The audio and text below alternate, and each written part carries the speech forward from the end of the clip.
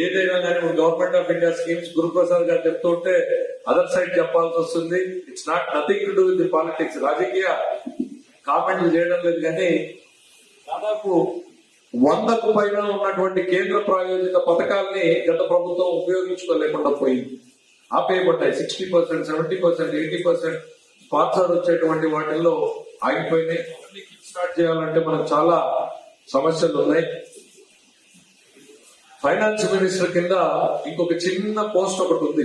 వేరే finance minister chairman state architecture అని ఎప్పుడో క్రియేట్ చేసి వదిలేశారు. ఫ్రమ్ టైమింగ్ మెంబర్ ఉంది, దాన్ని ఎవరు పట్టించుకోలేదు. నాకు వచ్చిన అతి కొద్ది కాలంలోనే వాళ్ళని పిలిచి టీంకి ఒక అసైన్మెంట్స్ పెట్టాను. విభజిత ఆంధ్రప్రదేశ్ కి మనకు ఒక స్టేట్ ఆర్కిటెక్చర్ లేదు. హైకోర్టు బిల్డింగ్ మనకు మీ కోర్టు బిల్డింగ్ కావాలి అంటే ఇక్కడ ఆర్ఎండ్ ఇంజనీర్ ఏదో గీత గీస్తాడు, దాని మీద ఎస్టిమేట్ ప్రిపేర్ చేస్తాడు. గురవకొండలో హాస్పిటల్ కావాలంటే అదే ఆర్ఎండ్ ఇంజనీర్ కడతాడు, ఇంకో దగ్గర ఇంకోటి కావాలన్నా ఆర్ఎండ్. What is his competency? గురవకొండలో నేను ఫస్ట్ హాస్పిటల్ ఎక్స్పెరిమెంట్ చేశాను. ఆ బ్యాక్ డ్రాప్ లో దీన్ని ఉపయోగించుకున్నాను.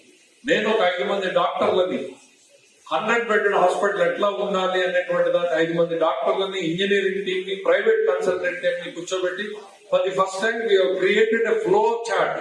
ఒక పేరు ఆ పేషెంట్ ని చూడకుండా తన ప్రైవసీలో తన ఎట్లా వెళ్ళగలగాలి అనేటువంటి ఒక మల్టీ మోడల్ డిజైన్ ని మనం క్రియేట్ చేయగలిగాం. Because doctors involve. ఇక్కడ కూడా ఎందుకు ఆ ప్రస్తావన ఇక్కడ తెస్తున్నానంటే, one of the first assignments court బిల్డింగ్లకి స్టేట్ ఆర్కిటెక్చర్ డిజైన్ చేయమని చెప్పి అసైన్మెంట్ ఇచ్చాం. ఆల్రెడీ డ్రాఫ్ట్ ఒకటి రిలీజ్ అయితే ఆనరబుల్ హైకోర్టు వాళ్ళకి ప్రజెంటేషన్ కూడా తీసుకెళ్లారు. ఆ స్టేట్ ఆర్కిటెక్చర్ వాళ్ళు శ్రీకాకుళంలో ఏదో నీడ్ ఉంది అన్నప్పుడు let not R and B engineers or somebody else design. అక్కడ ఉన్నటువంటి కోర్టులతోటి, అక్కడ ఉన్నటువంటి న్యాయమూర్తులతో మీరు సంప్రదించండి.